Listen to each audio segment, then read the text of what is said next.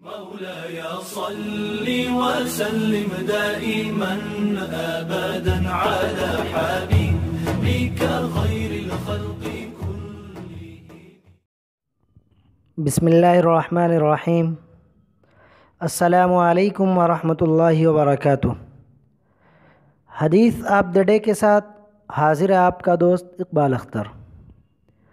پیارے دوستوں، آج کی حدیث ہم نے سنن ابو داؤد سے منتخب کیا ہے، جس میں یہ بیان کیا گیا ہے کہ زمانے کو برا بھلا نہ کہو. حدیث میں زمانے کو برا بھلا کہنے سے منع کیا گیا ہے، جبکہ ہمارے معاشرے میں یہ برائی بہت عام ہے کہ لوگ بات بات پر کہتے ہیں زمانہ خراب ہو گیا. اس سلسلے میں حدیث قدسی سماعت فرمائیں.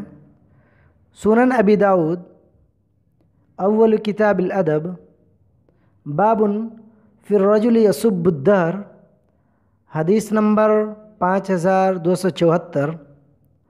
حضرت ابو ہریرہ رضی اللہ عنہ سے روایت ہے کہ نبی اکرم صلی اللہ علیہ وسلم نے فرمایا، اللہ عز و جل فرماتا ہے، یؤذینی ابن آدم، ابن آدم یعنی انسان مجھے تکلیف پہنچاتا ہے، یسب الدہر وانا الدہر، وہ زمانے کو گالی دیتا ہے حالانکہ زمانہ میں ہی ہوں.